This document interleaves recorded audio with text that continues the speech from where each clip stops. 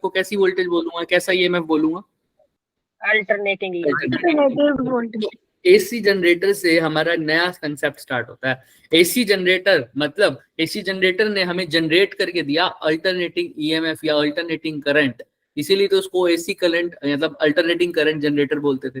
और यहीं से हमारा नेक्स्ट चैप्टर स्टार्ट हो जाता है, ऑल्टरनेटिंग करंट। क्या नाम है चैप्टर वाले का? Alternating current.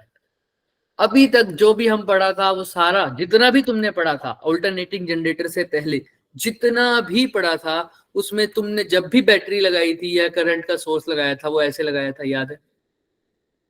Yes sir. तो तुमने वो सब डीसी था, डायरेक्ट करंट।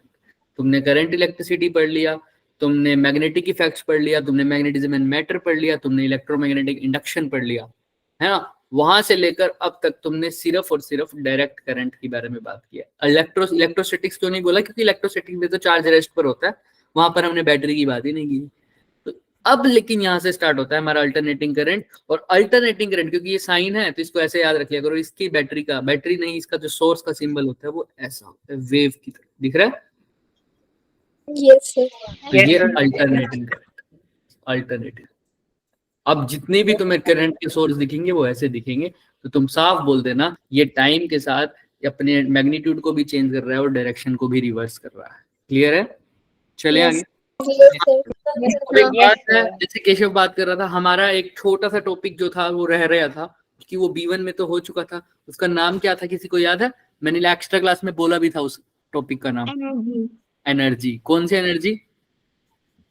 Magnetic energy. याद है सबको? Magnetic energy. अब मैग्नेटिक एनर्जी का मतलब सर हमने इसकी डेरिवेशन करनी है क्या? नहीं सर, इसकी डेरिवेशन नहीं करनी है अभी फिलहाल।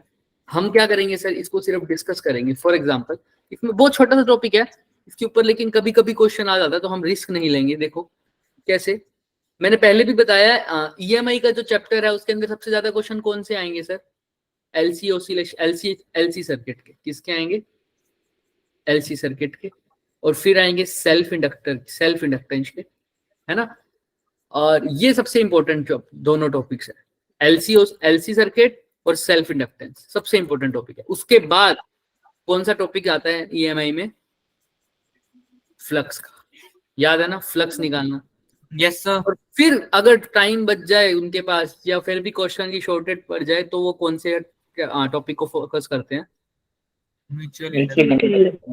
और इन सब से हटके जो थोड़ा सा एनर्जी का कंसेप्ट क्या है, वो डेरिवेशन इतना इंपॉर्टेंट नहीं है, लेकिन वो एनर्जी का कंसेप्ट इसके साथ भी जोड़ देते हैं, इसके साथ भी जोड़ देते हैं, इसके साथ भी जोड़ देते हैं और इसके साथ भी जोड़ देते हैं कभी कभी। इसलिए एनर्जी का कंसेप्ट थोड़ा सा पढ़ना जरूरी रहता है। क्लियर है? हमने जो ग्रोथ, इसी के अंदर में एलसी सर्किट में ही आ जाएगा वो पार्ट ग्रोथ का। और दूसरा कौन सा पार्ट है बच्चे? Growth circuit. और दूसरा कौन सा था? Decay circuit. दोनों की जो इक्वेशन थी उसको भी कंबाइन कर देते हैं किसके साथ? एनर्जी के साथ। इसीलिए एनर्जी को थोड़ा सा लास्ट में पढ़ा रहा हूं मैं। ऑल्दो इसको एनर्जी का तुम अगले इस चैप्टर में भी पढ़ोगे, ये जो अल्टरनेटिंग करंट है इसमें भी पढ़ोगे। तो फिर अल्टरनेटिंग करंट से स्टार्ट करने से पहले हम एक बार एनर्जी देख ही लेते हैं। समझ में आ रहा है? तो आई थिंक ये रिकॉल हो जाएगा आप सबको। हम लास्ट में इसको रिकॉल दोबारा से करेंगे, इसलिए मैं इसको भी रब करूंगा। आओ एनर्जी के बारे में बात करते हैं थोड़ा। मैग्नेटिक एनर्जी, अब इसका फॉर्मूला कैसे दिमाग में रखूंगा सर? देखो हमने क्या किया था, मैग्नेटिक एनर्जी है क्या ये भी बात करेंगे। एक तुमने इलेक्ट्रोस्टैटिक एनर्जी की बात की थी जब तुमने कैपेसिटेंस पढ़ा था। क्या पढ़ा था बच्चों? कैपेसिटेंस जो है वो भी एनर्जी स्टोर करता था। उस एनर्जी का फॉर्मूला याद है पोटेंशियल एनर्जी का? Sir half CV square. Very good, half CV square. तो ये जो हाफ CV स्क्वायर है पोटेंशियल एनर्जी, ये कैपेसिटर है ना? और पोटेंशियल एनर्जी पर यूनिट फॉर्मूले वॉल्यूम का फॉर्मूला भी था एक, किसी को याद हो तो? एनर्जी डेंसिटी कैपेसिटेंस के केस में E की फॉर्म में आया था, याद है किसी को? Half E not E square. Very half epsilon not E square. तो ये एनर्जी पर डेंसिटी, यहाँ पर E क्या है बच्चों? Electric field. और तुम्हें पता है कैपेसिटर की अगर ये प्लेट पॉजिटिवली चार्ज है तो ये कैसी होगी? नेगेटिवली। और इनके बीच में क्या बनता है? Electric field. तो जो कैपेसिटर की एनर्जी स्टोर होती है ये एनर्जी किस फॉर्म में स्टोर होती है? इन द फॉर्म ऑफ कैसा फील्ड? इलेक्ट्रिक। समझ में आ रहा है? ऐसे ही इंडक्टर के अंदर भी एनर्जी स्टोर, इंडक्टर भी एनर्जी स्टोर करता है। वो किसकी फॉर्म में होगा? In the form of magnetic. अब उसका फॉर्मूला क्या होगा? उसके फॉर्मूले पे ज्यादा ध्यान रखेंगे हम। फॉर्मूला क्या होगा उसका? Half L I square. देखो कैसे, हाफ एल आई स्क्वायर। यहाँ पर कैपेसिटेंस था तो कैपेसिटेंस आ गया, कैपेसिटर था ना तो कैपेसिटेंस आ गया। यहाँ पर क्या था सर? इंडक्टर था तो क्या आ गया? उसकी इंडक्टेंस आ गई। यहाँ कैपेसिटर स्टोर कर रहा था तो उसकी कैपेसिटेंस आ गई। यहाँ इंडक्टर स्टोर कर रहा है तो उसकी क्या आ जाएगी? इंडक्टर की क्या होती है? इंडक्टेंस। वहां पर ये जो V था, पोटेंशियल डिफरेंस, ये होता था पोटेंशियल डिफरेंस और इलेक्ट्रिक फील्ड में रिलेशन होता था। याद है तुम्हें? पोटेंशियल डिफरेंस और इलेक्ट्रिक फील्ड। बात अगर मैं क्या होता था? इलेक्ट्रिक फील्ड हाँ, ग्रेडियंट ऑफ पोटेंशियल। तो या तो V बोल दो या E बोल दो। V की फॉर्म में या E की फॉर्म में बोलो तो इलेक्ट्रिक फील्ड की फॉर्म में एनर्जी स्टोर हो रही थी, इसलिए यहाँ पर V का साइन आया।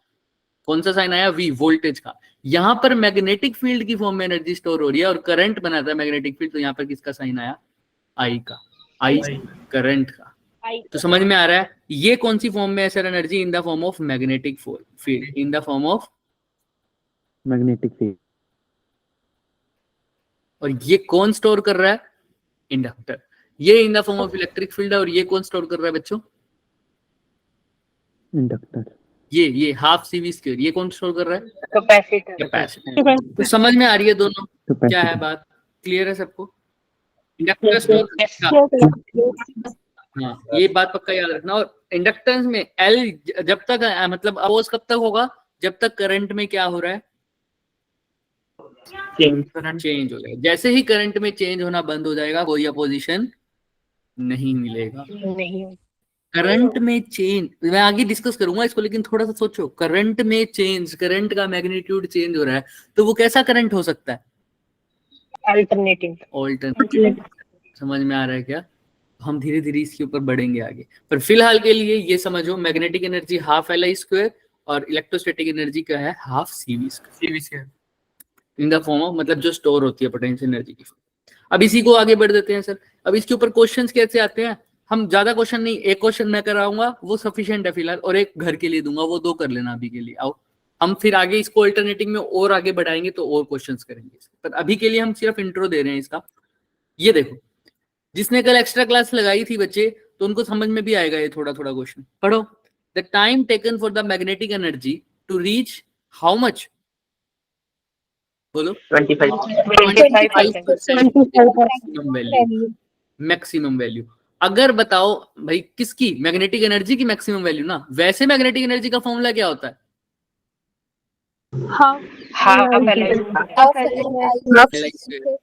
तो तुम्हें पता है एनर्जी जो है वो करंट पे डिपेंड कर रही है और इंडक्टेंस पे। इंडक्टेंस तो कांस्टेंट है, तो किसके डायरेक्टली प्रोपोर्शनल होगी? I के स्क्वायर। अगर ये बोल रहा है कि U भी मैक्सिमम है, मतलब पोटेंशियल एनर्जी भी क्या है हमारी? तो हाफ L की जगह L आ जाएगा बच्चे, I की जगह क्या आ जाएगा? अगर करंट मैक्सिमम है, सॉरी एनर्जी मैक्सिमम है, तो करंट भी क्या होना चाहिए उस टाइम? मैक्सिमम। बोल भी दिया, वेरी गुड। I की जगह क्या लिख दूं? I। अभी बोले किसी बच्चे ने I मैक्सिमम कैसे लिखा हूं? I नोट से। समझ में? I नोट से, बिल्कुल कल ही देखा सर हमने। तो मैक्सिमम एनर्जी तो ये हो गई। तो वो बोल रहा है कि टाइम बताओ, time taken for the magnetic energy to reach 25% of its maximum value. तो यू मैक्सिमम का क्या हो जाए? 25%। कितना हो जाए बच्चे यू मैक्सिमम? तो जो यू है ग्रीन वाली की बात करो, वो कितना हो जाए मैक्सिमम का? 25%, यानी 25/100, यानी कितना हो जाएगा? देखना यू की value 1/4 you maximum bye 4। Very good. तो जो U है एक्चुअल में वो पूछ रहा है U का जो पोटेंशियल एनर्जी है वो 1/4 टाइम्स हो जाए मैक्सिमम वैल्यू के, तब उसमें उसको कितना टाइम लगेगा। और सर्किट देख लो कैसे दे रखे है, उसमें रेजिस्टर भी है और क्या लगा हुआ है? इंडक्टर भी लगा हुआ है। तो सर अब एक बात बताओ, वो कह रहा है शुरुआत से वो बढ़ते बढ़ते बढ़ते मैक्सिमम का क्या हो जाए एनर्जी 1/4। तो ये ग्रोथ हो रहा है करंट में या डिके हो रहा है, सोचो।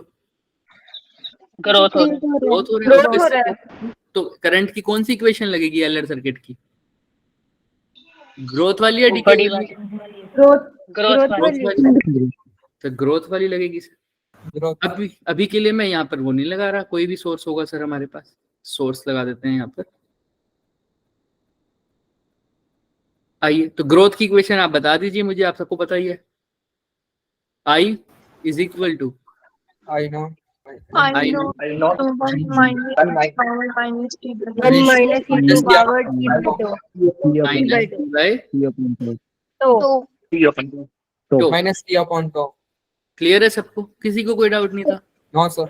बात समझ में आ रही है कि सर कैसे कर रहा हूँ? सर मेरे को तो एनर्जी के बारे में दे रखा था, तो आप करंट पे क्यों आ गए? बच्चे मेरे को एनर्जी का पता था, मैंने एनर्जी बता दी, 1/4 हो गई। अब इस एनर्जी की मदद से मैं इसके अंदर आई की वैल्यू पुट करूंगा और मेरे को आई और टी के बीच में रिलेशन पता है, तो मैं टी की वैल्यू निकाल दूंगा। समझ नहीं आई सर? दोबारा बताओ। देखो यू का पता चल गया तुम्हें, यू कितनी हो रही है मैक्सिमम का? 1/4 तुम देख लो ना, यू की वैल्यू पुट कर दो। यू क्या होता है? Half L I Square. और यू मैक्सिमम क्या है? 1/4 हाफ मैक्सिमम का स्क्वायर बाय 4। यही है क्या? Yes, आई sir. मैक्सिमम को तुमने किसे लिखा हुआ है? कई बच्चे कंफ्यूज हो जाएंगे। आई नोट्स, तो यही है ना सर। जो कट रहा है उसको काटना एक बारी।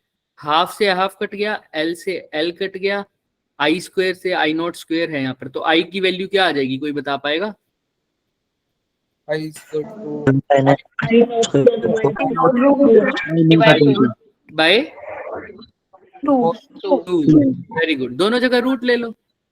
तो आई की जो वैल्यू है, मतलब जब एनर्जी उसकी कितनी हुई सर? 1/4 हो गई।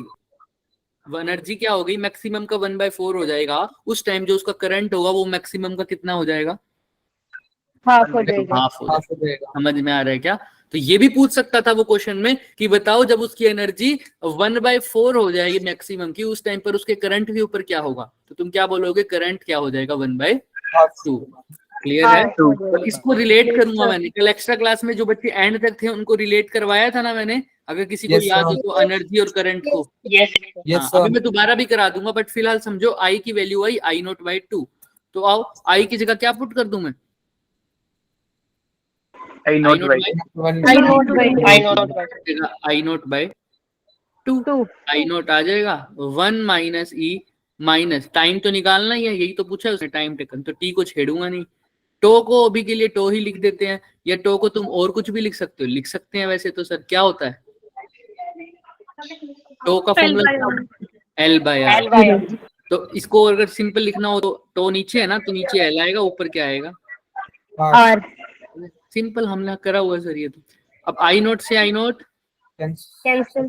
तो 1/2 इज इक्वल टू क्या हो जाएगा बच्चे? 1 minus power minus R by L. Clear है? तो अब चाहूं तो मैं इसको कैसे लिख सकता हूँ? 1 माइनस 1/2 इज इक्वल टू क्या हो जाएगा? ई माइनस टी आर बाय। क्या यही होगा? क्लियर है सबको? Yes, sir. अच्छा, 1 माइनस 1/2 कितना होता है? 1/2 Obvious बात। 1/2. 1/2 किसके इक्वल आ जाएगा बच्चे? E minus T R by L. अब इसको चाहूं तो रेसिप्रोकल कर दूं तो काम आसान, 2 is equal to E T R by L. Simple, ये तो हम सीख रहे हैं। अब एक्सपोनेंशियल हटाने के लिए दोनों साइड क्या ले लूं? log। 2 is equal to T R by L. तो टी का फॉर्मूला क्या हो जाएगा बच्चे? क्या आ जाएगा? L upon R ln2। Clear है क्या सबको? Yes, Yes, sir. yes. अभी ऑप्शन नंबर मैच हो रहा है, देखो। Third option. अब ये तो मैं एक एक स्टेप किया है, बट इसमें ये जो पार्ट है ना बच्चे, ये तो तुम 1 सेकंड में कर सकते हो। ये वाला पार्ट, ये पूरा पार्ट कैसे सर? इसकी क्या ट्रिक है? इस पूरे पार्ट में मैंने किया क्या है? मैंने एनर्जी को देख के क्या निकाला है, करंट निकाला है कि एनर्जी अगर 1/4 हो रही है तो करंट क्या हो रहा है 1/2। ये तो हम आराम से बता सकते हैं सर। पहले तो ये बताओ किसी को अभी तक क्वेश्चन में कोई डाउट है, आंसर कैसे निकला सब कुछ, कोई भी No, डाउट है? क्लियर है? चलो अब एक बार आ जाओ इधर। अगर मैं इसको अब बताऊं तो मैं देखो कैसे पता चलेगा। मेरे को दे रखा था एनर्जी क्या हो रही है मैक्सिमम का 1/4, तो तुम्हें पता है U इज इक्वल टू क्या है, हाफ L I स्क्वायर। तो U किसके प्रोपोर्शनल है डायरेक्टली, I के स्क्वायर। तो अगर एनर्जी हो रही है 1/4, एनर्जी का फैक्टर आ रहा है 1/4, L तो कांस्टेंट है, तो I में ऐसा क्या हो कि आंसर 1/4 आए, I का स्क्वायर है तो I में कितना चेंज हो कि आंसर 1/4 है। ऐसी बात 1/2, तभी तो 1/2 का स्क्वायर करके क्या आएगा 1/4। अच्छा अगर मैं तुमसे कहता एनर्जी में चेंज हो रहा है 1/16 का, मतलब एनर्जी आ रही है फाइनल 1/16, तो I में कितना चेंज होना चाहिए? क्लियर है क्या ये सबको? अब इसीलिए अब ये पूरा स्टेप खत्म हो जाएगा क्या यहाँ से लेकर यहाँ तक का सारा। अगर एनर्जी दे रही है 1/4 तो तुम सीधा ही लिख दोगे अब I is equal to I0/2। समझ में आ रहा है? सीधा वहां ये इक्वेशन पुट करनी है तुमको और कुछ करना ही नहीं। आई थिंक अब क्लियर है सबको, शॉर्ट हो जाएगा ये, है ना? ऐसा ही ये क्वेश्चन मैं घर के लिए दे रहा हूँ, ये वाला दिख रहा है? Yes, sir. ये सब बच्चे ट्राई करके आना, काम सब कुछ सेम है सर। और ध्यान से देखना अब एनर्जी कैसे चेंज हो रही है, फ्रॉम 1/4 टू हाफ। मतलब पहले U/4 थी, अब U/4 से कहाँ जा रही है, U0/4 बोल दो, U maximum/4 से कहाँ जा रही है, U maximum/2। क्लियर है? करके आएंगे सब ये क्वेश्चन अब। Yes sir. ये ट्राई करते हैं ना। अब आई थिंक चलते हैं आगे। अब अल्टरनेटिंग करंट तक हमारा काम स्टार्ट हो जाएगा। ये जनरेटर हमने कल कर लिया था पूरा, यस सर, राइट? इसके ऊपर भी बात कर ली थी, ये कैसे आया, E is equal to E0 sin omega t। अब अल्टरनेटिंग EMF का हमने डेफिनेशन भी पढ़ ली थी सर। ऐसा EMF, वही बात, जो कंटिन्यूसली चेंज करे अपनी मैग्नीट्यूड को और अपनी रिवर्स करे डायरेक्शन को। अभी आते ही यही बात की है हमने। और इसका कर्व कैसे बनता है, साइन का जरूरी नहीं है, इस इक्वेशन में साइन आया, साइन के साथ साथ कौन सा कर्व भी हो सकता है सर, कोस का भी हो सकता है ना? और ट्रायंगुलर कर्व भी हो सकता है सर, स्क्वायर कर्व भी हो सकता है, बट टाइम के साथ साथ उसका मैग्नीट्यूड और डायरेक्शन चेंज होनी चाहिए। तो मैं बोल दूंगा वो कैसा करंट है बच्चे, अल्टरनेटिंग। अगर ऐसा नहीं होगा तो वो कैसा करंट होगा, डायरेक्ट। और जरूरी नहीं है साइन का फंक्शन हो। हमने अभी जो जनरेटर से निकाला है, क्योंकि हमने वहां पर कोस, एक सेकंड माइक ऑफ, जरूरी नहीं है। हमने जो निकाला है हमारा साइन फंक्शन में है। साइन फंक्शन जरूरी नहीं है, कैसा भी हो सकता है, square wave, triangular wave, sine wave, cos wave, कैसे भी, बट टाइम के साथ चेंज होना चाहिए। इसकी डेफिनेशन हो गई थी। करंट भी सेम टू सेम सर। देखो ये दिख रहा है सबको, ग्राफ अभी बनेगा जो,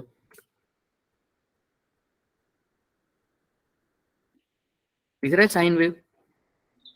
ये जो है ये पार्टिकुलर पॉइंट, ये वाला पॉइंट सर, ये वाला पॉइंट सर, ये दोनों मैक्सिमम पॉइंट है। कैसे पॉइंट है सर? मैक्सिमम। कैसे सर? मैक्सिमम का मतलब समझ नहीं आया भाई। E इज इक्वल टू क्या था, E0 sin ये E0 को क्या बोलता था मैं, मैक्सिमम वैल्यू है ना, ये E0 की वैल्यू है, ये जो साइन कर्व है। अब तुम देखो जब टाइम 0 था तो सब कुछ 0, क्योंकि टाइम की वैल्यू 0 पुट करो तो साइन 0 हो जाएगा, तो E की वैल्यू भी क्या हो जाएगी, 0, ऑब्वियसली 0 है ना। ऐसे टाइम T/4 पे देखोगे तो अलग है, T/2 पर देखो तो वैल्यू अलग हो जाएगी, T/3 T/4 पे देखोगे तो वैल्यू अलग है, यहाँ पर वैल्यू अलग है, यहाँ पर अलग है, यहाँ पर अलग है, यहाँ पर अलग है, यहाँ पर अलग है। तो टाइम के साथ वैल्यू चेंज हो रही है। अच्छा कोई बच्चा ये बता सकता है ये π/2, पाई, 3π/2 ये सब क्या है? है ना, पर इसको कैसे डिफाइन करोगे एंगल? अभी के लिए एक वर्ड जो मैं बोल रहा हूँ वो याद रखना, हम उसको आगे डिस्कस करेंगे। फेज, क्या वर्ड है, फेज, ठीक है, फेज। सर ये फेज क्या चीज है सर? ये तुम्हें अभी के लिए ऐसा समझो कि तुम्हें बताएगा कि ये मेरा जो करंट है कौन से टाइम पर कैसे इसकी सिचुएशन है, ये कैसे वेरी कर रहा है, कैसे वेरी कर रहा है ना। तुम जैसे बोलते हो ना फेज, अगर पानी का फेज बताऊं, लिक्विड है, सॉलिड में है, बोलते हो ना ये सब फेज है, तुम्हें बताता है कि कैसा है। तो ऐसा ही करंट कौन से फेज में, ऐसे समझो कहां पर मैक्सिमम है, मिनिमम है, या मैक्सिमम और मिनिमम के बीच में है, तो ये सब बताएगा फेज। और ये एंगल्स की फॉर्म में भी हो सकता है। अब एंगल्स हैं या क्या है अभी पता चलेगा तुम्हें। देखो सर ये सबको पता है, ये करंट का फेज बताता है।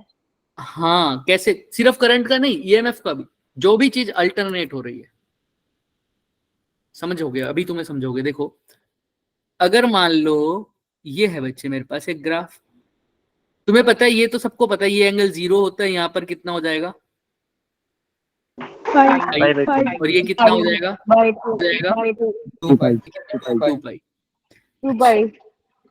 फेस को, फेस से बच्चे अच्छे से नहीं समझ पाते, फेस डिफरेंस से जरूर समझ पाते हैं। देखो कैसे, एक करंट का डायरेक्शन, एक ई का डायरेक्शन बोल रहा हूं मैं, एक ई का ग्राफ ये है, एक ई का ग्राफ ये है तुम्हारा।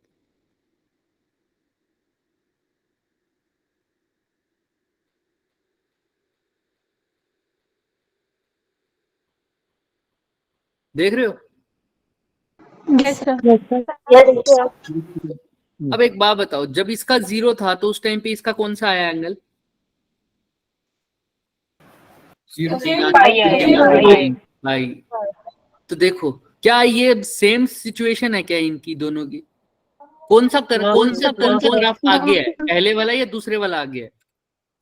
दूसरा कितना आगे है, कितना आगे है? तो इसको बोलते हैं फेज का डिफरेंस हो गया, फेज डिफरेंस है सर। फेज डिफरेंस क्या बता रहा है सर, कौन आगे है कौन पीछे है। कौन आगे है सर, ऊपर वाला पीछे है, आगे नीचे वाला आगे, और कितना आगे है 5, तो इनका पाई, तो पाई इनका हो गया फेज का डिफरेंस। समझ में आ रहा है? अच्छा इसके बताना। अच्छा अगर सेकंड में ऐसे ही बना दूं, ये फर्स्ट है, सेकंड में ऐसे बना दूं, अब बताओ कौन आगे है? फर्स्ट और सेकंड को कंपेयर करो, दोनों सेम है, तो फेज का डिफरेंस कितना हो गया? समझ में आ रहा है? अब समझ में आ रहा है फेज उसकी सिचुएशन कैसे बता रहा है, कौन कैसे आगे चल रहा है, कौन कहां से पीछे चल रहा है। तो यहाँ अब फेज नहीं है तो कोई दिक्कत नहीं है। इसीलिए जब यहाँ पर फेज नहीं होगा ना, दो इक्वेशन को रखूंगा तो ये इतना इक्वेशन बनेगी। जब जैसे ही फेज आ जाएगा, मान लो इस अंदर फेज कितना है पाई का, तो कैसे लिखेंगे इसको, E is equal to E naught sine omega T. तो ठीक है, लेकिन ये आगे है कितना 5, तो ये 5 जो होता है ये इसका क्या बता देता है, फेज डिफरेंस क्या होता है। समझ में आ रहा है क्या? यस पाई की वैल्यू चेंज होती रहेगी अपने आप। अभी मैं रब करूंगा क्योंकि आगे ये चीज बता रखी। अब लेकिन समझ में आ रही है फेज की बात सबको? Yes sir. अब ऐसे ही ये मैक्सिमम वैल्यू थी सर, ये मैक्सिमम वैल्यू थी, ठीक है सर। ऐसे ही अगर मैं करंट की बात करूं तो करंट भी तो ऐसे लिखते थे। अगर E इज इक्वल टू, अगर यहाँ पे मैं बता दूं, आगे आगे आगे बताता हूँ, इक्वल टू इसमें लिख दिया भाई, सॉरी एक सेकंड, ये गलती से मिस प्रिंट हो गया, तुम्हारे लिए नहीं था ना, ये B1 वालों के लिए था। ठीक हो, चलो अब एक बात बताओ मेरे को, अगर ये तो था हमारा ईएमएफ की वैल्यू, ये इंपॉर्टेंट चीज है, आगे तक काम आने वाली है, इसीलिए बताना पड़ रहा है। ये देखो ये ईएमएफ आ गया, ई का फॉर्मूला था ई नोट साइन ओमेगा टी। ठीक है, अच्छा सर। और अब इसी से मैं अगर करंट निकालूंगा तो ई बाय क्या कर दूंगा, किससे डिवाइड कर दूं करंट निकालने के लिए? ई को V is equal to I R से, सिंपल सी बात। तो E by R is equal to क्या आ जाएगा, दोनों साइड R से डिवाइड करोगे तो E बाय आर को क्या बोलता हूँ, current. I naught by R को क्या बोलता हूँ, साइन। तो देखो ईएमएफ जो था वो भी कैसे साइन का फंक्शन आ रहा था, करंट भी किसका फंक्शन आ रहा है, साइन का फंक्शन। तो जो करंट है सर उसका ग्राफ भी कैसा बनेगा, साइन वेव, साइन वेव, है ना। सपोज करो ये हमारा ग्राफ था किसका, ईएमएफ का। क्लियर है सबको इतना, ये वाला ग्राफ, ये वाला ग्राफ ईएमएफ। तो सेम टू सेम ग्राफ किसका बनेगा सर, करंट का, क्योंकि जैसे देखो ये भी साइन का फंक्शन है, करंट भी किसका फंक्शन है, साइन। तो करंट के लिए ग्राफ कैसा बनेगा, साइन। तो वो भी ऐसे ही वेरी होगा सर, ऐसे ही। पर वो दो तरीके से हो सकता है साइन, एक तो ऐसा बने और एक साइन बने ये वाला।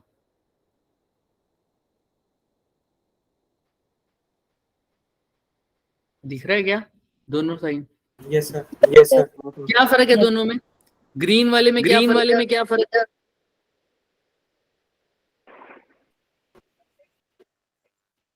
बताओ बताओ।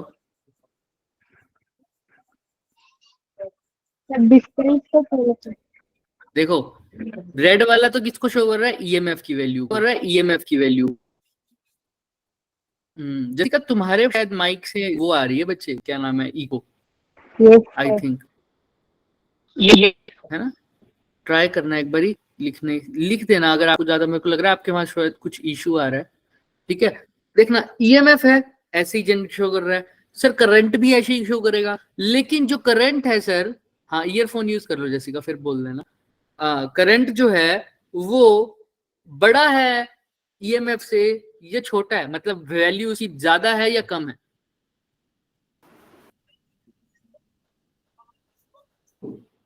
कहीं ज्यादा ही हो रही है। खुद सोचो, मैक्सिमम वैल्यू देख लो, उससे पता लग जाएगा किसकी वैल्यू ज्यादा है, ईएमएफ की या करंट की। करंट की। कैसे पता लग रहा है?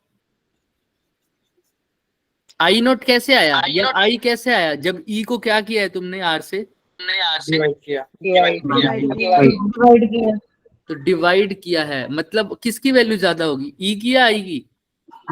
ऑब्वियस सी बात है सर, ई नोट की। तो क्योंकि तुमने ई नोट को डिवाइड किया है आर से, तब जाके आई नोट आया है। ई को आर से डिवाइड करके आई आ रहा है, तो आई ई की वैल्यू ज्यादा होगी और आई की वैल्यू कम होगी। तो जो ई का ग्राफ होगा उससे वैल्यू कम आएगी, तो कम आएगी तो कौन से ग्राफ में शो हो रहा है, ग्रीन वाले में या येलो वाले में कम? ग्रीन वाले में ग्रीन वाले में। येलो वाला गलत है, ग्रीन वाला ठीक है। तो करंट का ग्राफ ईएमएफ के ग्राफ से थोड़ा नीचे बनता है और पैटर्न बिल्कुल सेम रहता है क्योंकि दोनों साइन के फंक्शन हैं। क्लियर है क्या ये बात सबको? Yes sir. वो भी कर देता हूँ, देखो यहाँ पर भी दिख रहा है तुम्हें, ये ई नोट है, बाई चांस इन्होंने भी ग्रीन कलर से बता रखा है, ये आई नोट है। डन है, ई नोट थोड़ा ऊपर है, आई नोट थोड़ा नीचे है, क्योंकि आई नोट करंट का जो मैग्नीट्यूड है वो कम। हाँ आप बोलोगे तो चेक हो जाएगा जैसिका। Yes sir. हाँ अब ठीक है। देखो तो अब यहाँ पर देखो, मैं ये बोला साइन फंक्शन, ये वाला कौन सा फंक्शन होता है, सेकंड वाला, ये वाला कॉस फंक्शन। मैंने इसलिए बोला था। यहाँ पर देखो साइन की तरह वैरी हो रहा है, यहाँ पर कैसे वैरी हो रहा है, कोस की तरह। दोनों ही अल्टरनेटिंग है, बस दोनों का फंक्शन डिफरेंट है, दोनों की वैल्यूज चेंज हो रही है टाइम के साथ। क्लियर है? डन है? Yes sir. अब बात आती है सर इंस्टेंटेनियस वैल्यू, ये क्या सीन होता है सर? अब एक बात ये भी है सर, अगर इंस्टेंटेनियस वैल्यू की आप बात करेंगे सर, ये π/2 π3/2 ये आज तक समझ नहीं आया। तो देखो ये तुम्हें पता है ये कितना होता है, शुरू होता है जीरो से। कहां से शुरू होता है सर? जीरो से। सपोज कर लिए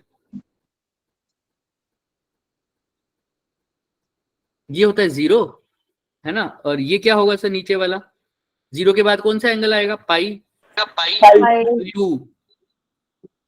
ये कितना होगा, पाई, ये जीरो, ये कितना होगा, 2π। कितना होगा ये कितना होगा,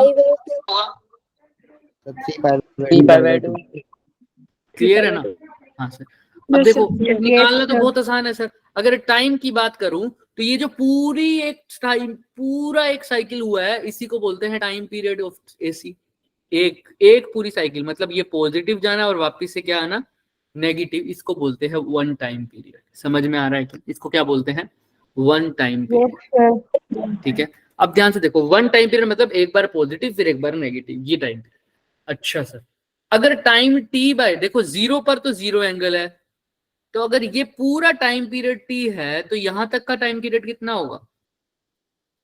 T/2 यानी टी बाय 2। देखो टी बाय पूरे टाइम पीरियड पे, अगर मैं हाफ की बात भी छोड़ दूं, अभी पूरे टाइम पीरियड पे देखो फेज कितना आया, एंगल कितना आया वहां पर? 2π तो याद रखो 2π हाँ, टी पर जो फेज आ रहा है वो कितना आया है? 2π तो अगर टाइम 1 यूनिट होता तो कितना आता? 2π/t। अब मैं कहीं पर भी निकाल सकता हूँ बिना देखे। अब पूछूं मैं तुमसे, मान लो 5 पर, कितने पे? 5 पर कह रहा हूँ, सॉरी, t/2 पर निकालते हैं, t/2 पर, तो क्या करोगे? 2π/t multiply by t/2। तो देखो क्या आ गया, देखो क्या t/2 पर पाई ही नहीं आ रहा क्या? एग्जैक्टली किसी भी टाइम पर देख लो। अच्छा, हम देखते हैं अभी t/4 पर देख लेते हैं, t/4 पर तो क्या आएगा सर? 2π/t को किससे मल्टीप्लाई कर दूं?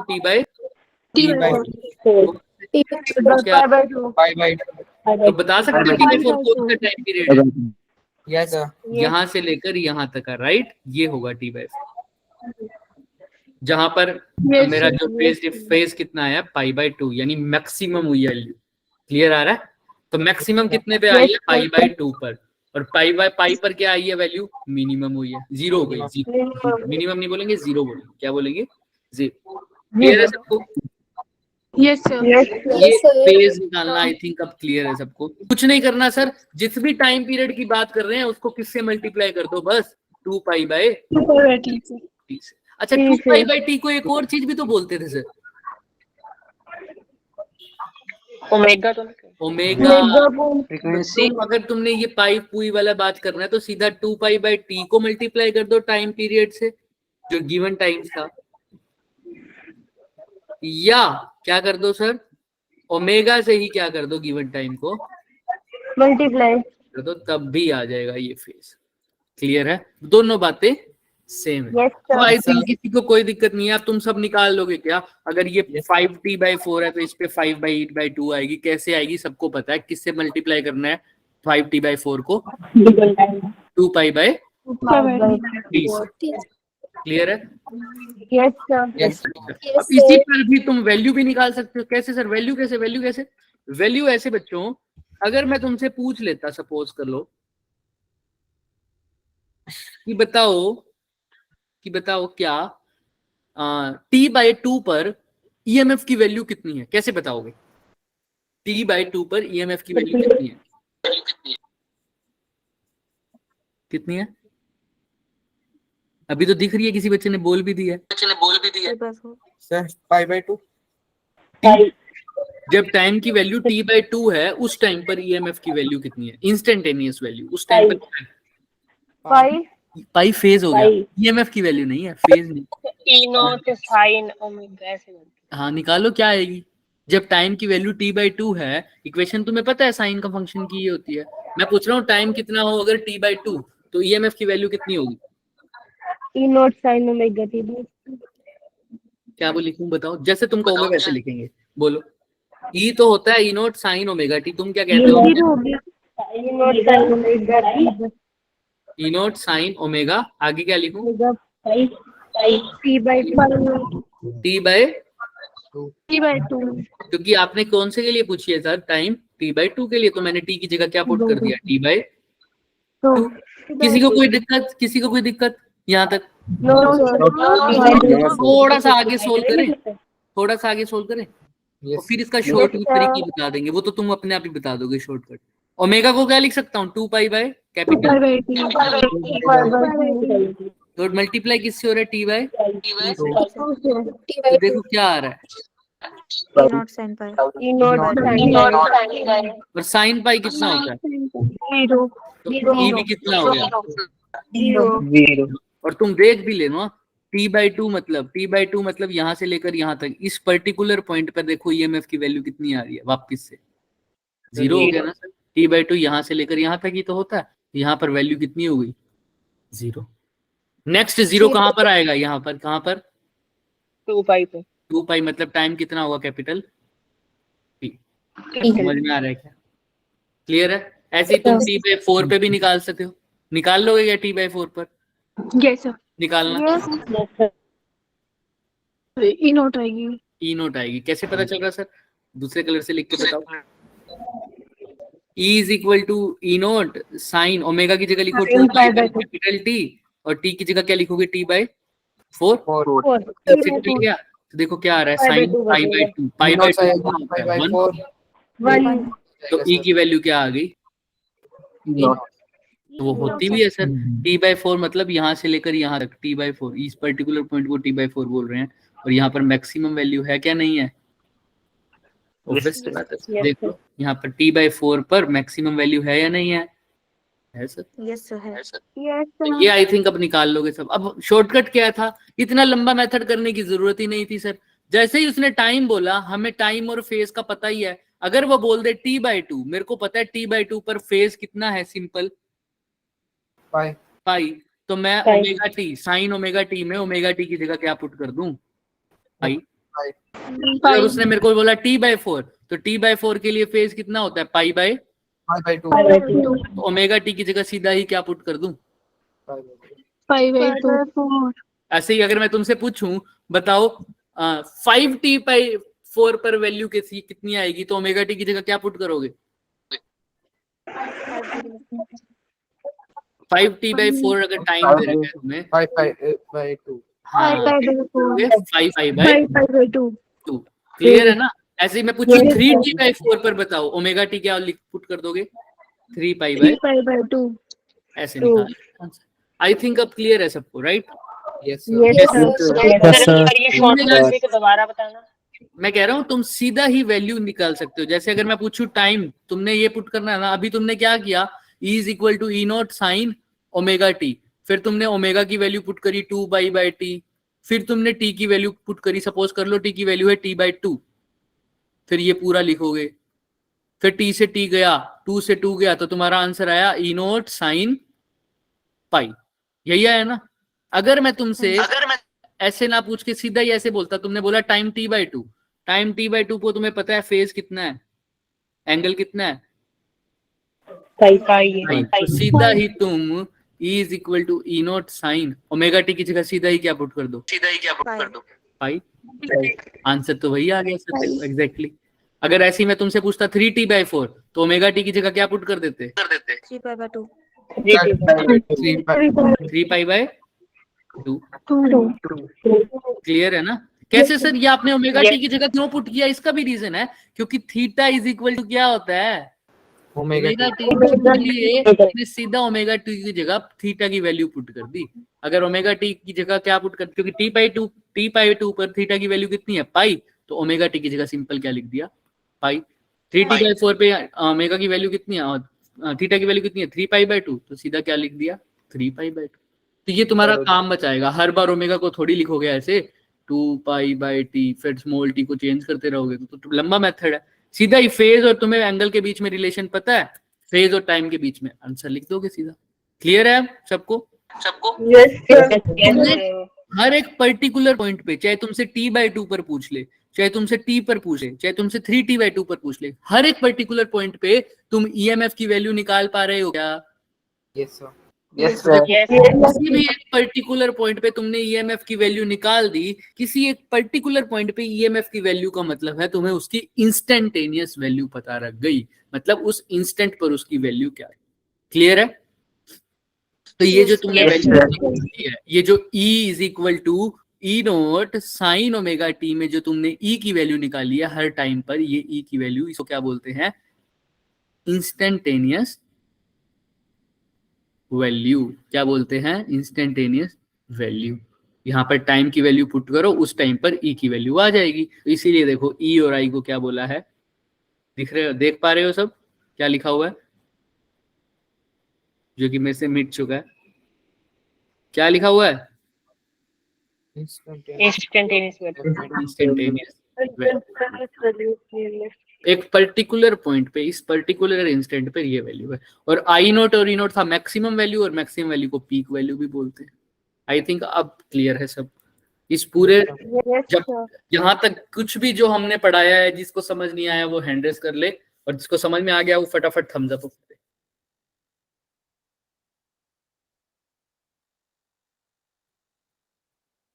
तो हम चल सकते हैं आगे अब, पक्का? Yes sir. अब आ जाती है एवरेज वैल्यू। हाँ समरी देंगे अभी, समरी देंगे अभी। अभी बात करते हैं एवरेज वैल्यू। 5 मिनट के बाद समरी दे देंगे, 4 मिनट के बाद। एवरेज वैल्यू क्या होती होगी तुम्हारे हिसाब से ये अल्टरनेटिंग करंट? भाई अल्टरनेटिंग करंट टोटल वैल्यू से डिवाइड कर देना, जो डिफरेंट वैल्यूज आएगी उसको प्लस करके। जितने करंट की वैल्यू आई है हर इंस्टेंट पे निकाल दो और उसको टोटल से डिवाइड कर दो। मतलब यहाँ पर निकालो, यहाँ पर निकालो, यहाँ पर निकालो, यहाँ पर, यहाँ पर, यहाँ पर, यहाँ पर, यहाँ पर, यहाँ पर, यहाँ पर, यहाँ पर, यहाँ पर, यहाँ पर, यहाँ, यहाँ, यहाँ, यहाँ, यहाँ, यहाँ, यहाँ, सारी जगह निकाल दो, 0 से लेकर t तक पूरे में टोटल से डिवाइड कर दो, आंसर आ जाएगा। क्लियर है या नहीं है सबको? ऐसे ही निकालते हैं एवरेज तो। बट आप देखो ध्यान से, एक बार तो वैल्यू पॉजिटिव आ रही है, फिर वही वैल्यू सारी की सारी कैसी आ रही है? नेगेटिव। यहाँ पर देखो तो वैल्यू पॉजिटिव की होगी, वही वैल्यू यहाँ पर क्या होगी? नेगेटिव। फिर जो यहाँ पॉजिटिव में होगी वही वैल्यू इसमें होगी नेगेटिव। फिर जो पॉजिटिव वो यही नेगेटिव, जो यहाँ पॉजिटिव वो यही नेगेटिव, जो यहाँ पॉजिटिव वो यही नेगेटिव, जो यहाँ पॉजिटिव वो यही नेगेटिव। इन सबको ऐड करोगे आंसर क्या आएगा? Average value of AC alternating current क्या आएगी ओवर अ कंप्लीट साइकिल? क्या आएगा? और ऑब्वियस सी बात है ना सर, अगर I naught E naught sine omega T सब फंक्शन को करोगे 0 से लेकर पाई तक इंटीग्रेट, तो भी आंसर क्या आने वाला है? 0 से 2 पाई तक। सॉरी 0 कैसे? ई नोट को इधर ले आओ। साइन ओमेगा टी का इंटीग्रेशन क्या होता है? Minus cos omega T, minus एक बार बाहर लो ई नोट कोस ओमेगा टी। अगर मैं यहाँ पर थीटा लिखता, सपोज कर लो, पहले अभी ओमेगा टी लिख रहा हूँ, थीटा की फॉर्म में भी कर सकते हो। थीटा की जगह पहले क्या लिख सकते हो? 2 पाई माइनस कोस 0। कोस 2 पाई कितना होता है? 1। और कोस 0 कितना होता है? 1 माइनस 1 कितना हो गया? Over a complete cycle answer क्या आता है वैसे भी? 0 ऑब्वियसली। पर हम इतना बड़ा क्यों करें सर, जब हमें दिख ही रहा है साहब, जितनी वैल्यू पॉजिटिव आ रही है उतनी ही वैल्यू क्या आ रही है? नेगेटिव। आंसर क्या आएगा हमेशा? एवरेज वैल्यू एसी की 0। इसीलिए एसी को अगर किसी डीसी सर्किट से नापने की कोशिश करोगे तो उसका वैल्यू 0 दिखाता है। वो क्यों? एवरेज वैल्यू क्या होती है उसकी? 0 होती है। तो सर जब भी अल्टरनेटिंग करंट की बात करें अगर एवरेज वैल्यू, लेकिन अब यहाँ पर देखना मीन वैल्यू देखो, इसने एवरेज वैल्यू क्या निकाल दी? 0.637 ऑफ आई नोट, यानी 2 आई नोट बाय पाई निकाल रखी है ना नीचे। हम अभी तो आपकी वैल्यू क्या आती है उसकी? 0। मैंने थोड़ी कहा है, तुमने ही कहा है, तुमने ही कहा है ना अभी। पॉजिटिव फिर नेगेटिव, पॉजिटिव फिर नेगेटिव, आंसर तुमने ही बोला 0 आया। मैंने तो हाँ में हाँ भर दी। बट ये तो सर कह रहा है एवरेज वैल्यू 0 नहीं है। फिर या तो हम गलत है या ये गलत है, या हम कुछ गलत पढ़ रहे हैं। देखो वेरी गुड। लिमिट्स देखो क्या पुट किया बच्चे, ध्यान से 0 से t/2। हमने क्या पुट करी थी सर? 2 पाई मतलब टाइम की फॉर्म में कन्वर्ट करो। 0 से कहां तक होगी? 2 पाई पर क्या टाइम होता है? हमने जो लिमिट पुट करी थी वो 0 से t तक थी पूरी साइकिल की। इसने 0 से t/2 लिया है, मतलब सर जो ये आंसर है बच्चे, ये सिर्फ और सिर्फ किसके लिए निकाला है इसने? Half cycle. क्लियर? लेकिन अगर फुल साइकिल की बात करोगे तो आंसर क्या आएगा? 0। और एवरेज वैल्यू और एवरेज के लिए निकलती है ना, वो तो 0 होगी। फिलहाल अगर कहीं पर तुम्हें दिख जाए कि एवरेज वैल्यू आंसर 0 नहीं आ रहा, तो वो किसकी बात कर रहा है? Half cycle. Half cycle value की यही होती है 2 आई नोट बाय पाई। अब ये कैसे आया सर? अरे भाई मैं इसको रब करूंगा क्योंकि गिवन है सब कुछ, है ना। अभी के लिए देख लो। देखो भाई हमारे पास होता है Q is equal to I T, होता है क्या? होता है सर। अगर मैं स्मॉल q की बात करूं, स्मॉल टाइम में dt हो जाएगा, तो चार्ज भी फ्लो होगा स्मॉल dq किसी सर्किट में। टोटल निकालने के लिए दोनों साइड क्या कर दूंगा? डी क्यू का इंटीग्रेशन तो सीधा लिख दो सर, क्यू आई का फॉर्मूला पुट करना, आई नॉट साइन कहाँ से कहाँ तक सर, 0 से लेकर टी बाई 2 तो चार्ज की वैल्यू बताना क्या आ जाएगी, आई नॉट बाहर ले लो, साइन ओमेगा टी का इंटीग्रेशन क्या होता है, माइनस इनटू में डिवाइड बाय में ओमेगा भी तो लिखोगे ना डिवाइड बाय में, है ना। और 0 से कहाँ तक, टी बाई 2 तक। तो देखो आई नॉट बाय ओमेगा तो बाहर आ गया, कोस ओमेगा टी का जब इंटीग्रेशन करोगे तो क्या आएगा बताना, सॉरी इंटीग्रेशन कह रहा हूँ, वैल्यू पुट करो, upper limit minus lower limit, minus बाहर ले लिया मैंने, जो ओमेगा टी बाई 2, ओमेगा की जगह भी तो क्या लिख सकते हो वैसे तो, चलो पहले लिख दो कोई बात नहीं, ये T by 2 minus upper limit minus cos omega omega यही। यहाँ किसी को भी डाउट है तो पूछो पहले, ये लिमिट्स कैसे पुट करी, क्लियर है सबको। इसको मैं Yes, sir. करूंगा, अभी इसको रफ समझ लो क्योंकि इसको लिखा हुआ है ये सब कुछ। हम थोड़ा सा आगे बढ़ते हैं, आओ यहाँ पर omega into T minus I naught by omega तो है ही, कोस ओमेगा की जगह क्या लिख सकते हैं, 2 पाई बाई कैपिटल तुम सीधा भी बता सकते हो यहाँ पर ओमेगा टी की वैल्यू क्या आएगी अगर टाइम डी बाई 2 है तो, पाई पाई बाई 2 या पाई आएगी सर, पाई आएगी सर। ओमेगा की जगह 2 पाई बाई टी लिख दो, टी बाई 2 है ही सर, तो टी से टी कट गया, 2 से 2 कट गया तो क्या आ गई, पाई आ गई, माइनस ये तो कोस क्या हो जाएगा, ओमेगा 0 हो जाएगा, कोस 0 यानी 1, तो minus I naught by omega cos pi कितना होता है, -1 और ये भी -1, तो -1 और -1 क्या हो जाएगा, -2 और ये बाहर भी माइनस है तो कितना 2 हो जाएगा, प्लस का 2 आई नॉट बाई ओमेगा को फिर से पुट कर दो, 2 पाई बाई टी डिवाइड के भी डिवाइड में कहाँ आ जाएगा ऊपर, 2 से 2 गया तो देखो क्या वैल्यू आ गई, चार्ज की वैल्यू क्या आ गई, आई नॉट टी बाई, तो देखो क्या यही आ रखी है क्या, देखो किसी को स्क्रीनशॉट लेना तो ले लो क्योंकि ये रब होगा, ये सब लिखा हुआ है यहाँ पर, और हमको इतना इसकी डेरिवेशन करनी नहीं, बट तुम्हें सोल्व करना आना चाहिए इसलिए ये बताया मैंने।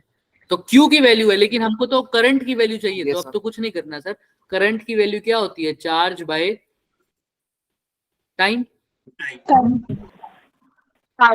तो करंट चार्ज तुमने अभी निकाला कितना आया charge, I not T by और टाइम कितने टाइम के लिए निकाल रहे हो, हाफ साइकिल के लिए, तो कैपिटल टी की जगह क्या पुट कर दोगे, टी बाई 2 डिवाइड के डिवाइड में तो 2 आ जाएगा ऊपर, टी से टी गया तो आई की वैल्यू क्या आ गई, 2 आई नॉट बाई,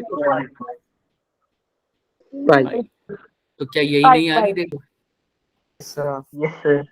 तो ये बहुत बड़ा है सर, मैंने क्यों नहीं करवाया सर, ये अभी मैंने सोल्व तो करा दिया लेकिन तुमने इसको सोल्व नहीं करना, तुम सीधा इसकी वैल्यू लर्न कर सकते हो, हमारे पेपर में इसकी जरूरत नहीं होगी, बट तुम्हें सोल्व करना आना चाहिए था, इसीलिए ये डेरिवेशन करवाया मैंने, ठीक है। तो मैं इसको रब करूंगा क्योंकि हमारे एग्जाम पॉइंट ऑफ व्यू से इंपॉर्टेंट नहीं है, इसकी वैल्यू इंपॉर्टेंट है और इसका प्रोसीजर निकालना आना चाहिए, वो थोड़ा इंपॉर्टेंट है, ठीक है।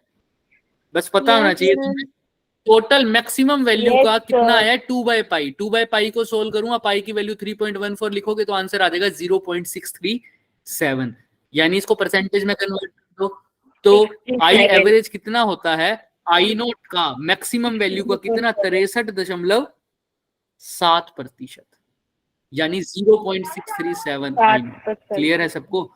लेकिन ये कितनी साइकिल के लिए आया है, हाफ साइकिल अगर फुल साइकिल की बात करूं तो आंसर क्या आएगा, 0 सबको ऐसे ही। अगर तुम मैं रब कर रहा हूँ बच्चे, किसी ने स्क्रीनशॉट लेना तो फटाफट ले लो, मैं इसको रब कर रहा हूँ, कर दूं रब, सर ले लिया, यस सर रुको सर मेरे को एक चीज पूछनी थी, पूछो ये जो cos 2 पाई बाई टी है ना, इसके बाद जो -1 आया ये कहाँ से आया, यहाँ से, यहाँ पर पूछ रहे हो, यहाँ हाँ तो ये हाँ जी, इसके बाद टी से टी गया बच्चे, 2 से 2 गया, कोस पाई कितना होता है, देखो 2 से 2 गया, t से t गया, तो यहाँ पे सिर्फ cos बच गया और पाई बच गया। cos 180 कितना होता है? माइनस -1 माइनस, और ये cos 0 भी कितना होता है? 1 होता है, बीच में साथ माइनस, तो इसलिए माइनस आ गया। Upper limit minus lower limit किया था ना, तो ये माइनस तो वहां से आया था, यहाँ से। हाँ जी सर ठीक है, बस ये वाला माइनस जाना है, cos वाला। ठीक है, ओके सर। कर दे रब अब। हाँ जी सर। तो ऐसे ही तुम ईएमएफ की वैल्यू निकालोगे, वो भी 63.7 आएगी अपनी मैक्सिमम वैल्यू, यानी ई नोट। अगेन ये कितनी साइकिल के लिए है? हाफ साइकिल के लिए। चलो अभी नेक्स्ट होगा आरएमएस वैल्यू। वो कैसे करेंगे वो हम कल की बात करेंगे, क्योंकि अब देखो एवरेज वैल्यू तो हम डिफाइन ही नहीं कर पा रहे, 0 आ रही है। एवरेज वैल्यू तो क्या आ रही है? 0 आ रही है। तो कुछ ना कुछ कोई नया कंसेप्ट लाना पड़ेगा। तो हम रूट मीन स्क्वायर की तरफ जाते हैं। वो क्या होता है वो नेक्स्ट क्लास में करेंगे। बहरहाल इसको थोड़ा सा रिवाइज कर लेते हैं फटाफट। आओ फिर छुट्टी। शुरू में हमने बात की तो अल्टरनेटिंग करंट की बात करी, तो या मैग्नेटिक से बात करते हैं। इंडक्टर फॉर्म में स्टोर करता है, E is equal to half M L I half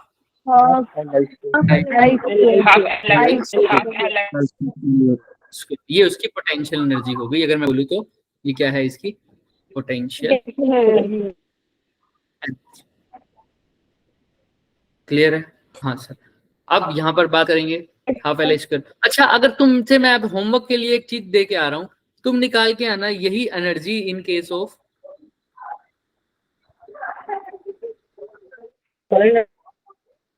solenoid.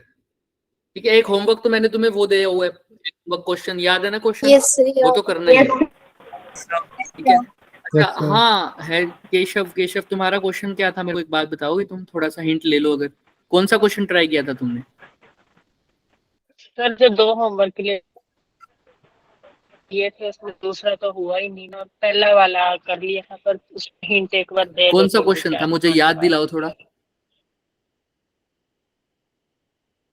जो आपने बोला था बड़ा इम्पोर्टेंट क्वेश्चन है और आपको सारा कनेक्ट कर। एक सेकंड रुको, उसका ऑर्डर याद नहीं है ना मेरे को। कल का टाइम था ना, कल की क्लास में करा हुआ। अच्छा ठीक है, वो करना था शायद। अप्रोच बताई थी जिसकी मैंने, जो स्क्वायर के अंदर स्क्वायर पड़ा था, वो कह रहे हो क्या? नहीं मैं भेज देना, कोई बात नहीं। फिलहाल हम इसको कर लेते हैं। जिसमें पार्ट सी थे क्वेश्चन की, शायद वो वाला था जो आपने सॉल्व करने को दिया था। अच्छा, वो तो परसों का था, वही कह रहे हो क्या? जिसके 4 पार्ट थे। Yes sir. ठीक है, वो तो हम एक्स्ट्रा में करेंगे ही बच्चे, वो तो डिस्कस करना है, वो तो B1 के साथ भी करना है। देखो हाफ एल आई स्क्वायर है इन केस ऑफ सोलेनोइड, कैसा हो जाएगा ये बता सकते हो? यू तो सर सेम, करंट तो सेम रहेगा। इसकी वैल्यू पुट कर दे बस। एल की वैल्यू, एल की जगह क्या आ जाएगा बताना? एल की वैल्यू एल अपॉन या ए अपॉन एल। सर ए अपॉन एल। तो ये किसकी एनर्जी होगी इनके? सोलेनोइड। क्लियर है? तो ये तो नॉर्मल सी चीज है, ये तो बस वैल्यूज पुट करनी है। अब ये तो कर लोगे ना आराम से। यस सर हमने किया। ये किसकी फॉर्म में हो रहा है? इन द फॉर्म ऑफ किसकी फॉर्म में स्टोर हो रही है? मैग्नेटिक फील्ड की फॉर्म। अच्छा, ऐसा ही हमने अब फिर एसी जनरेटर किया। एसी जनरेटर जो कर रहा है हमारा, जनरेट कर रहा है, वो किस फॉर्म में कर रहा है सर? ईएमएफ। अगर मैं जनरल कोई भी एक बोलूं तो हमने जो ड्राइव किया था वो क्या था? E is equal to E naught sin omega T. तो अगर मैं पूछूं टी के अंदर टोटल साइन पीरियड में कितना फेज आता है, एंगल कितना होता है? ओमेगा टी की वैल्यू 2 पाई। तो फेज की बात कर लेंगे नेक्स्ट सर। और उसके बाद हमने पढ़ा मैक्सिमम वैल्यू के लिए बात करी। Average value over a complete cycle क्या होगी? ये ई को क्या बोलता हूँ? ये ई को क्या बोलता हूँ? ऐसी value instantaneous value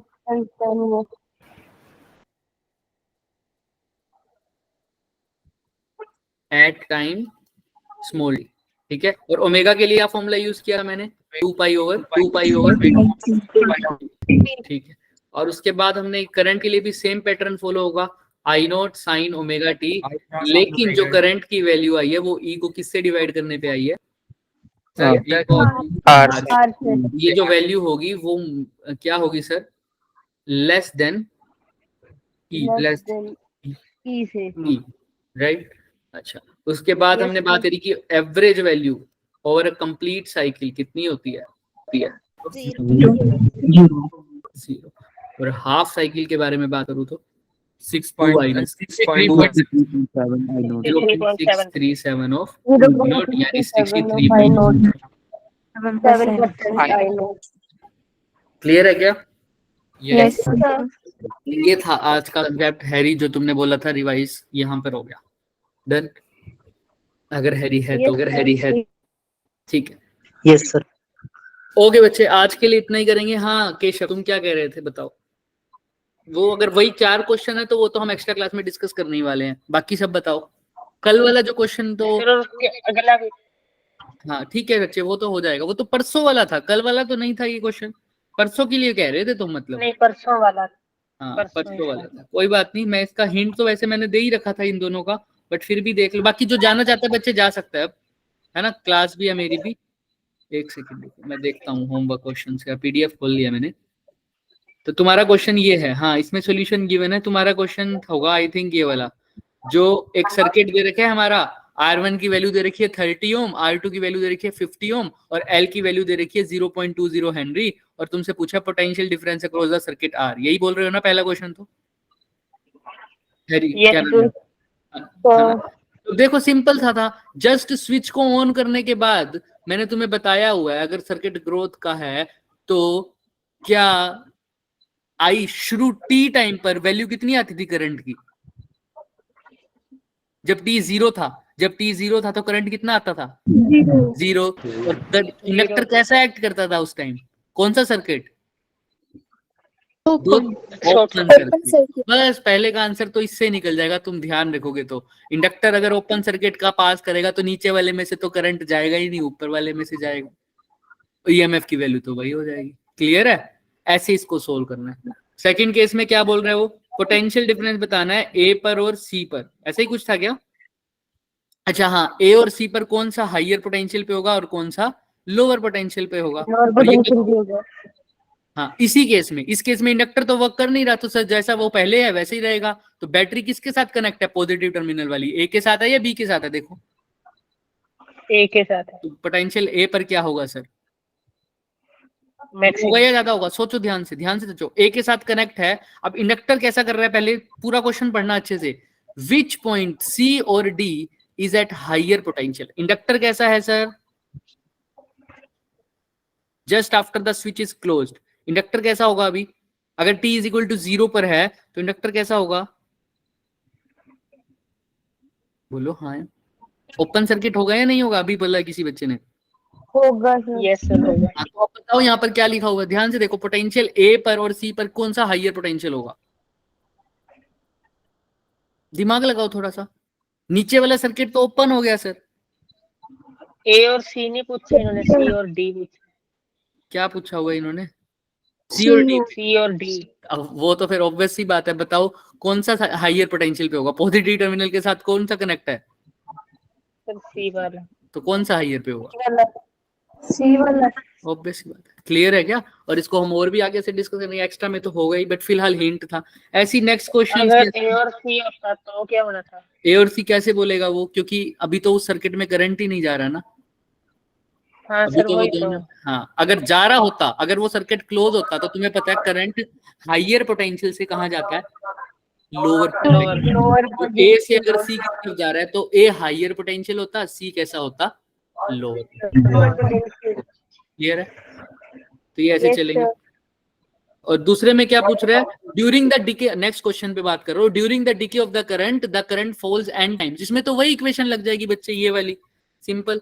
I is equal to decay वाली, I is equal to I naught e की पावर -t/2। सर ये कौन से क्वेश्चन में चलेंगे? इससे नेक्स्ट क्वेश्चन जो तुम कह रहे हो ना, 2 क्वेश्चन थे, दोनों में दिक्कत है। होमवर्क 2 तो मैंने तो अपनी PDF में यही लिखा हुआ है। होमवर्क 3 होमवर्क 3 पे अभी आएंगे बच्चे। ये एसी के अंदर तुम्हें समझ में आएगा, क्योंकि एसी के अंदर हम सर्किट पूरा करेंगे कि इंडक्टर, याद है ना मैंने बोला था ये तीनों अलग अलग कंसेप्ट के क्वेश्चन है, तीनों ट्राई करके आना। होमवर्क 3 का हिंट लो। होमवर्क 3 में वो क्या बोल रहा है कि कंडक्टर कनेक्टेड है, वेरिंग करंट फ्लो हो रहा है। अब तुमने पहले तो सबसे पहले इसके ऊपर क्या कोशिश करके आना, हिंट देता हूं, पहले तो कोशिश करके आना इसका जो इंडक्टर है इसके टर्मिनल चेक करना। क्या चेक करोगे? टर्मिनल निकालने आते हैं ना सबको, कैसे निकालते हैं मैंने बताया था। Yes sir. अगर करंट ग्रो हो रहा होगा तो बैटरी अपोजिट लगेगी या सेम लगेगी?